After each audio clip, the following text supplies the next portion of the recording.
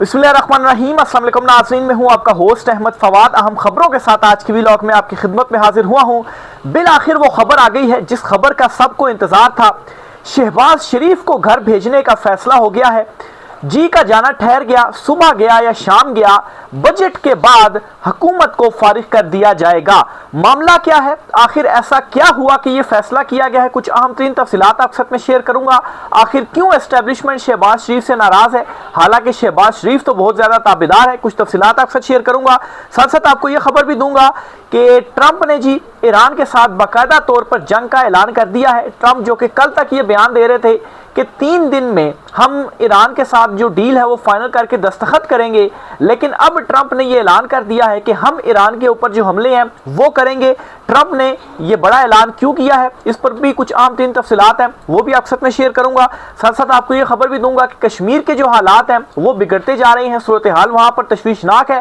साथ साथ आज सुबह एक और अफसोसनाक वाकया कश्मीर में पेश आया, जिसमें पाकिस्तानी अफवाज का जो हेलीकॉप्टर है वो वहां पर तबाह हो गया और तमाम जो अहलकार उस पर मौजूद थे वो शहीद हुए। ये मामला क्या है, इस पर भी कुछ अहम तीन तफसीलात हैं, वो भी आज की व्लॉग में आपके साथ में शेयर करूंगा। सबसे पहले पहली बड़ी ब्रेकिंग न्यूज की जानिब बढ़ते हैं और खबर यह है कि ट्रंप ने जी मुज़ाकरात को खत्म कर दिया है और मुज़ाकरात को खत्म करने के बाद यह ऐलान कर दिया है कि ईरान को अब कीमत चुकाना पड़ेगी। अब आखिर ऐसा क्या हुआ? कल तक तो ट्रंप ये कह रहे थे कि अगले 3 दिन में हमारे मुज़ाकरात फाइनल होने के बाद हम डील के ऊपर दस्तखत करेंगे। अभी 24 घंटे नहीं गुजरे थे कि ट्रंप अब ये कह रहे हैं कि नहीं, अब ईरान को इसकी जो कीमत है ना वो चुकाना पड़ेगी। मामला नाज़रीन कुछ हुआ इस तरह से कि ईरान की जानिब से जो अमेरिका का हेलीकॉप्टर है उस पर जो हमला किया गया, फिर उसके जवाब में अमेरिका की जानिब से जो अटैक्स थे वो ईरान पर किए गए, फिर ईरान ने जवाबी अटैक्स अमेरिकी जो अड्डे हैं वहां पर किए। इसके बाद ये ऐलान ट्रंप की जानिब से सामने आया है।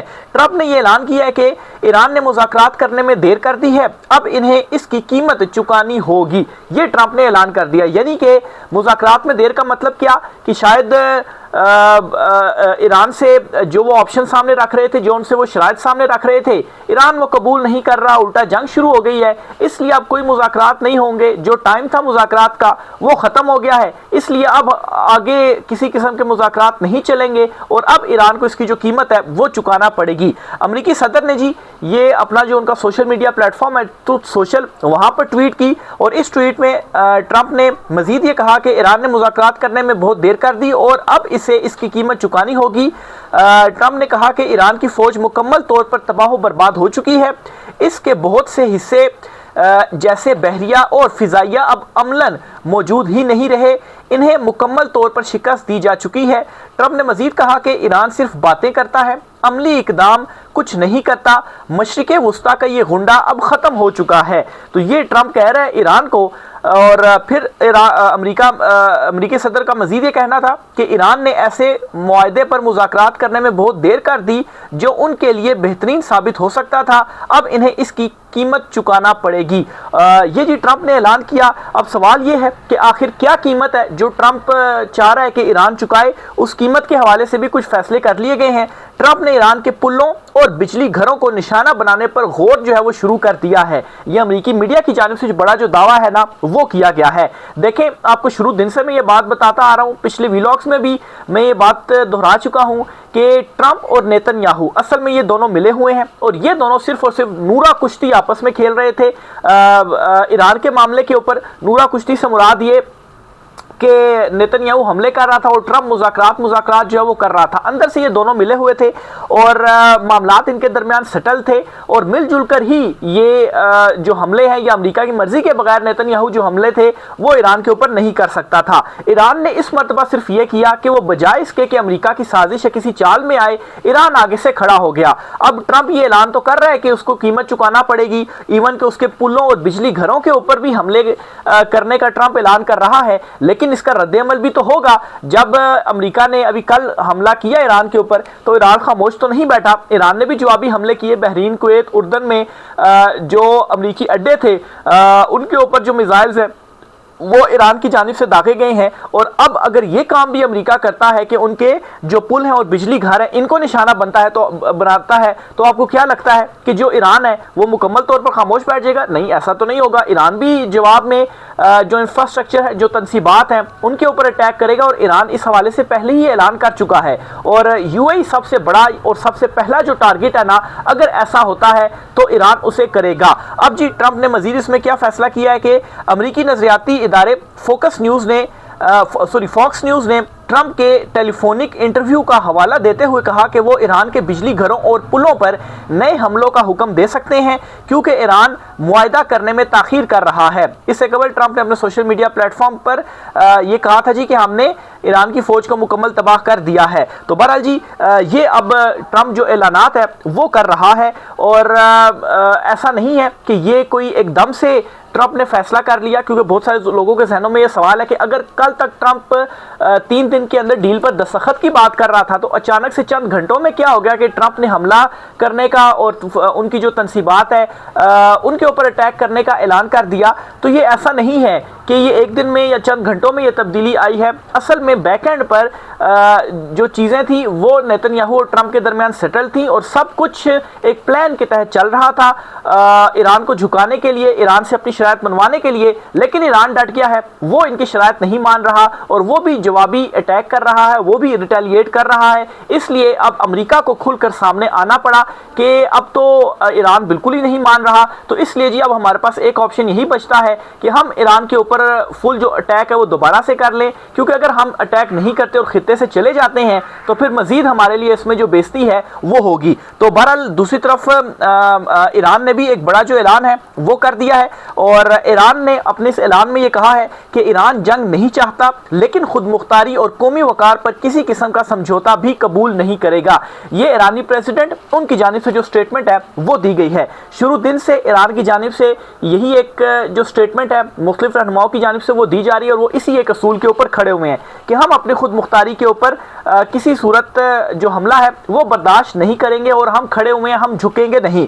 ईरानी जो प्रेसिडेंट है उन्होंने एक तकरीब से ये खिताब किया और बेसिकली ये आयतुल्लाह खामनाई जो है उनकी बरसी की तकरीब थी जिससे उन्होंने खिताब किया और ये कहा कि ईरान जंग नहीं चाहता, तवील जंग ईरान के मफाद में नहीं, लेकिन अगर मुल्क पर हमला किया गया तो ईरान कभी हथियार नहीं डालेगा। ईरान खुद मुख्तारी और कौमी वकार पर किसी किस्म का समझौता भी कबूल नहीं करेगा। हमें इस गैर यकीनी सूरत हाल से निकलना होगा जहाँ ना मुकम्मल जंग है और ना ही पायदार अमन।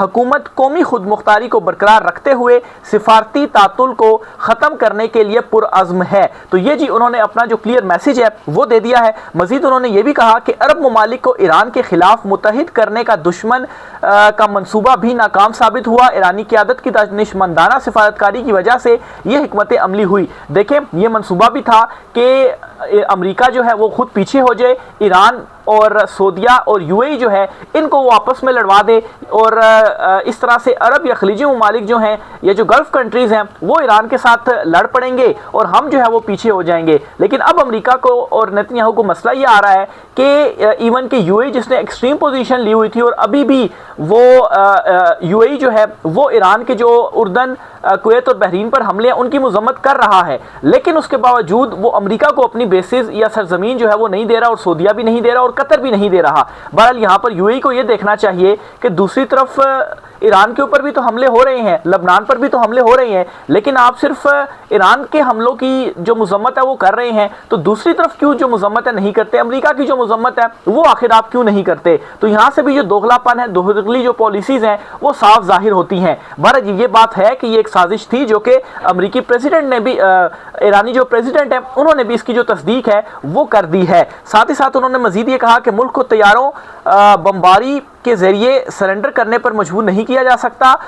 फिर उन्होंने ये कहा कि ईरान को मजबूर करके सरेंडर करने की तवक्को ट्रंप आखिर कैसे कर सकता है। ईरान यकीनी तौर पर ऐसा मुल्क नहीं जो झुक जाए। मजीद उन्होंने कहा कि उनके जो शहीद सुप्रीम लीडर आयतुल्लाह खामनाई हैं उन्होंने हुकूमत को मुज़ाकराती अमल आगे बढ़ाने की वाज़ेह इजाज़त दी थी और हिदायत दी थी कि जाओ और इस मसले को हल करो, और इसीलिए हमने जो आगे मुज़ाकरात है वो चलाए। लेकिन इसका हरगिज़ मतलब ये नहीं है कि हम अपनी खुद मुख्तारी के ऊपर कोई सौदा करेंगे, और इसीलिए ईरान ने अमरीकी जो शराइत हैं उनको कबूल करते हुए जो मुआहदा है वो नहीं किया, बल्कि ईरान ने अपनी जो शराइत हैं वो सामने रखी हैं। ईरान ने यह भी कहा है कि हम 7 महीने तक अगर अपना हरमुज बंद रहता है तो हम सर्वाइव कर पाएंगे। लेकिन क्या दुनिया सर्वाइव कर पाएगी? आप ऑलरेडी देखें कि जो यूरोपियन ममालिक है वहां पर ऑलरेडी तेल की शॉर्टेज हो चुकी है, उनके रिजर्व्स जो है वो ऑलमोस्ट खत्म हो चुके हैं और अब उन्हें अमेरिका से महंगा तेल खरीदना पड़ेगा। महंगा तेल खरीदने का मतलब यह है कि मुल्क में महंगाई बढ़ानी पड़ेगी।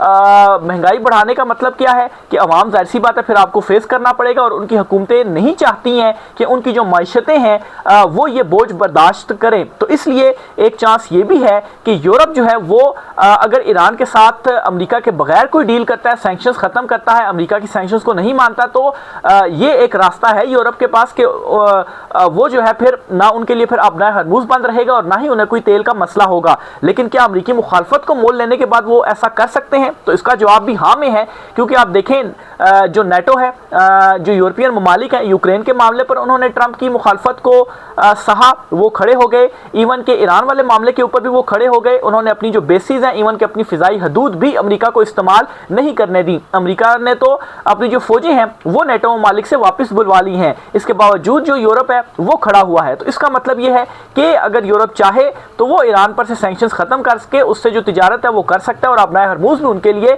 खुल सकता है। इसी चीज़ के पेश नज़र ट्रंप की जानिब से जो हमला है वो ईरान पर किया गया, क्योंकि ट्रंप को ये मालूम पड़ गया था या उसको ये चीज़ें गालिबन नज़र आ रही थी अगर ईरान की जो जंग है वो जल्द ख़त्म नहीं की गई, अपनी शराइत नहीं मनवाई गई, तो जिस तरह से सफारती सतह के ऊपर ईरान हमें तनहा करता जा रहा है, तो वो वक्त दूर नहीं कि हमें इस खित्ते से ईरान मुकम्मल तौर पर निकाल कर बाहर फेंक देगा। इसलिए वाहिद अब ऑप्शन यही बचा है कि आप हमला कर दो और नेतन्याहू का जो है वो यहाँ पर आप अगर साथ दे देते हैं, लेकिन आप दूसरी तरफ उनको हमला करके भी जो उनके ऑप्शंस हैं वो ख़त्म हो चुके हैं कि ईरान भी तो आगे से रिटेलिएट कर रहा है, ईरान से आप जीत भी तो नहीं सकते। तो बहरहाल ये इस वक्त खित्ते की जो सारी सूरत हाल है वो बनी हुई है। नेतन्याहू के हवाले से भी एक बुरी खबर है कि उसके मुल्क के अंदर से जो सीनियर लोग हैं वो ये बातें कर रहे हैं, जो मुसन्निफ हैं वो ये चीज़ें लिख रहे हैं कि नेतन्याहू को अच्छा लगे को अच्छे से पता लग गया है, नेतन्याहू को अच्छे से ये पता लग गया है कि वो ईरान से हार चुका है, बस मान नहीं रहा। ये इस्राएली मुसन्निफ और कालम नवीस हैं गुडयोन लीवी, उन्होंने ये कहा कि नेतन्याहू को अच्छे से पता लग गया है कि वो ईरान से हार चुका है, लेकिन वो मान नहीं रहा। तो अगर अंदर से इस्राएल की ये बातें हो रही हैं, मुसन्निफ लिख रहे हैं, तो फिर इसका आप मतलब समझ लें कि ये जो जंग है इस जंग में सिर्फ और सिर्फ शिकस्त का साबित होना रह गया है नेतन्याहू और ट्रंप के ऊपर, बाकी वो शिकस्त खा चुके हैं। पाकिस्तान के हवाले से भी एक इंपॉर्टेंट खबर है, वो भी आपके साथ में शेयर करता चलूँ जी का जाना ठहर गया है। शहबाज हुकूमत को घर भेजने की तैयारी मुकम्मल है, फैसले कर लिए गए हैं। खबर यह है जी कि सुहेल वड़ाइच, जिनके हवाले से ख्याल किया जाता है कि वो एस्टेब्लिशमेंट के, इवन के शहबाज हुकूमत के बहुत ज़्यादा करीबी हैं, उन्होंने एक कॉलम लिखा है और उस कॉलम में उन्होंने तज्जिए के अंदाज में एक खबर दी। हालांकि उन्होंने बीच में लिखा है जी कि ये उनका तज्जिया खबर नहीं है। बहरहाल उनके जो कॉलम्स हैं वो इसी किस्म के ही होते हैं कि एक पूरी कहानी वो बयान कर देते हैं और असल में खबर और इन्फॉर्मेशन की बुनियाद पर ही वो की जाती है। बहरहाल उन्होंने अपने कॉलम में ये लिखा है कि जी का जाना ठहर चुका है और जुलाई के बाद ये जो हुकूमत है इनको घर जाना पड़ेगा। ना सिर्फ उन्होंने ये दावा किया है तज्जिए की शक्ल में, बल्कि उन्होंने इसकी दो बड़ी जो वजूहात हैं वो भी बताई हैं। वो अपने कॉलम में लिखते हैं जी कि माशी और सियासी वजह बनेगी इस हुकूमत के घर जाने की। माशी यानी कि वो माशत को संभाल नहीं पाए, माशत को तबाह कर दिया है, महंगाई बेरोज़गारी जो है वो बढ़ती जा रही है, कर्जे जो हैं वो रिकॉर्ड सतह पर हैं और ये तो अभी हमें आलमी सतह के ऊपर जो ताकतवर हैं या अमेरिका है उनकी सपोर्ट है, जिसकी वजह से IMF वगैरह जो है वो पैसे भी दे देते हैं, लोन भी दे देते हैं, अदरवाइज़ वो चीज़ें भी बहुत ज़्यादा मुश्किल हो जानी थी। तो बहरहाल जी दूसरी तरफ जो सियासी मामला उन्होंने बयान किया उसमें उन्होंने कहा जी कि जो सियासी इस्तेहकाम है वो मुल्क में नहीं है, यानी कि जो नून लीग है वो बयानिया ही नहीं बना पाई और ना ही वो अवाम को अपने साथ मिला पाई है। तो ये दो बुनियादी वजूहात बनेगी इस मौजूदा चुनतखिब हुकूमत या सेटअप के घर जाने की। और बिल्कुल ये चीज़ें भी दुरुस्त हैं, लेकिन पहले जब हम कहते थे तो कोई बात नहीं था, लेकिन आज सुहेल वड़ाइच जैसे जो लोग हैं वो खुद भी ये बात मानने के ऊपर मजबूर हो गए हैं कि नून लीग का कोई बयानिया नहीं, उनके पास कोई बयानिया नहीं है, वो नाकाम हो गए, माशी सतह पर भी वो नाकाम हो गए। इमरान खान साहब से कितने महीनों से मुलाकातें बंद हैं, उनका एक मैसेज तक बाहर नहीं आ रहा। पीटीआई की जो बाहर की क़यादत है वो तो बस यूं ही कठपुतली की आदत है, कुछ आप उससे एक्सपेक्ट ना करें, ना ही उनसे कोई उम्मीद लगाएं। इन सारी चीज़ों के बावजूद नून लीग डिलीवर नहीं कर पाई, माशत जो है वो तबाही की तरफ है, ऊपर से सियासी बयानियाँ वो नहीं बना सके, ना ही अवाम को अपने साथ मिला सके हैं। तो ये दो वजूहात उन्होंने बताई। साथ साथ उन्होंने ये इकरार भी किया कि माजी में जब कोई हुकूमतें जाया करती थी तो एक तो ताकतवर हुआ करते थे, या तो वो मार्शल लॉ लगा लिया करते थे। फौजी जर्नलों की उन्होंने बात की, जिस तरह जनरल ज़िया हो गए, जनरल अयूब हो गए, या जनरल मुशर्रफ हो गए, या अदलिया का उन्होंने जिक्र किया कि वो मुंतखब हुकूमतों को घर भेज दिया करते थे, जैसे साकिब निसार जो हैं, या जो 5 रुकनी एक बेंच बना था, नवाज शरीफ को नाअहल किया गया। इसी तरह से इमरान खान साहब जो हैं उनके हवाले से भी यही किया गया। अदालती हुक्म के बाद जो है वो इमरान खान साहब के अगेंस्ट जो अदम एतमाद थी वो लाई गई। तो उन्होंने इकरार भी किया कि माजी में इस तरह से हुकूमतों को घर भेजा गया, और अब ये जो हुकूमत है वो अपने बोझ तले दबेगी और माशी और सियासी वजह बनेगी कि इस हुकूमत को घर जाना पड़ेगा। तो ये जी वो बड़ा दावा करते हैं। आखिर में जी कश्मीर के हवाले से भी आपको खबर देता चलूँ। पहले तो आपको बताऊं जी कि पाक फौज का जो तैयारा है, पाक फौज का जो हेलीकॉप्टर है, उसे एक हादसा पेश आया मुजफ्फराबाद में, और ये MI-17 हेलीकॉप्टर है जिसको हादसा पेश आया और वो गिरकर तबाह हो गया, और उस हेलीकॉप्टर में मौजूद जो तमाम एहलकार थे वो शहीद हुए। तो ये एक अफसोसनाक खबर है जी। खबर के मुताबिक ISPR ने बताया कि MI-17 हेलीकॉप्टर टेक ऑफ के दौरान तकनीकी खराबी के बायस हादसे का शिकार हुआ, जिसके नतीजे में हेलीकॉप्टर में सवार तमाम एहलकार शहीद हो गए। ISPR ने मजीद कहा कि रेस्क्यू और रिकवरी टीम में फौरी तौर पर हादसे की जगह पहुंच गई। हादसे की दुरुस्त तकनीकी वजूहात जानने के लिए बोर्ड ऑफ इंक्वायरी को जो हुक्म है वो दे दिया गया है। चीफ ऑफ डिफेंस फोर्सेस ने हेलीकॉप्टर हादसे में कीमती जानों के ज़िया पर अफसोस का इजहार करते हुए लाहिकीन से दिली ताज़ियत की है। तो ये जी एक मुजफ्फराबाद में जो वाक़या है वो पेश आया है। साथ ही साथ जो कश्मीर का मामला है उस हवाले से चीज़ें सामने आ रही हैं कि तशवीशनाक सूरत हाल बनती जा रही है। बहरहाल जी मसला क्या है? मसला सादा सा है कि जो कश्मीरी हैं जो ये एहतजाज कर रहे हैं वो ये चाहते हैं कि जो मुहाजिरीन की 12 सीटें हैं उनको ख़त्म कर दिया जाए, और उनका ये मानना है जी कि ये 12 सीटें जो हैं इनके ज़रिए जो हुकूमतें हैं ना वो कंट्रोल हो जाती हैं। जबकि दूसरी तरफ जो हुकूमत है वो कहती है कि हम आखिर कैसे मुहाजिरीन की जो सीटें हैं वो कम कर दें, उनका जो वोट का राइट है वो ले लें। तो वो ये कहते हैं इस चीज़ के ऊपर डेडलॉक है। बहरहाल हुकूमत चाहे तो इस मसले का जो हल है वो निकल सकता है। बहरहाल हुकूमत से क्या फिर एक्सपेक्ट किया जा सकता है, वो तो मतलब है कि उसकी जो नाअहली ही है जिसकी वजह से ये जो मसला है वो बन चुका है। और बुनियादी तौर पर अगर वो 12 सीटों के ऊपर जो धांधली है, बेसिक पीछे तो यही इशू है ना कि 12 सीटों के ऊपर धांधली होती है और अपनी मर्जी के लोग बिठा दिए जाते हैं, और फिर उनकी के ज़रिए से जो हुकूमत है कश्मीर की, क्योंकि ज़ाहिर सी बात है ये 12 लोग जिस तरफ होंगे वहाँ की जो हुकूमत है वो बन जाएगी। तो ये बुनियादी तौर पर उस कश्मीर कमेटी का मौक़िफ़ है ना। तो अगर आप धांधली को कंट्रोल कर लेते हैं और धांधली नहीं होती तो जो मसले की जड़ है वो ख़त्म हो जाएगी। मसले की जड़ ख़त्म हो जाएगी तो फिर जो एतराज़ है वो भी ख़त्म हो जाएगा। तो बहरहाल हुकूमत की नाअहलियाँ हैं और इस हुकूमत से एक्सपेक्ट भी क्या किया जा सकता है। खुद 17 नशिस्तों के ऊपर फॉर्म 47 के ज़रिए हुकूमत बनी है, तो इनसे कैसे एक्सपेक्ट किया जा सकता है कि ये जो धांधली वाले मामलात हैं, ये जो 12 नशिस्तें हैं इनको वो कम कर देंगी। तो ये जी आज कुछ आम तफसीलात थी। इस वाले से मज़ीद चीज़ों जो भी होती हैं आपसे शेयर करते रहेंगे। रह के सार कीजिएगा। आज की व्लॉग से इतना ही, इजाज़त दीजिए। अल्लाह हाफिज़।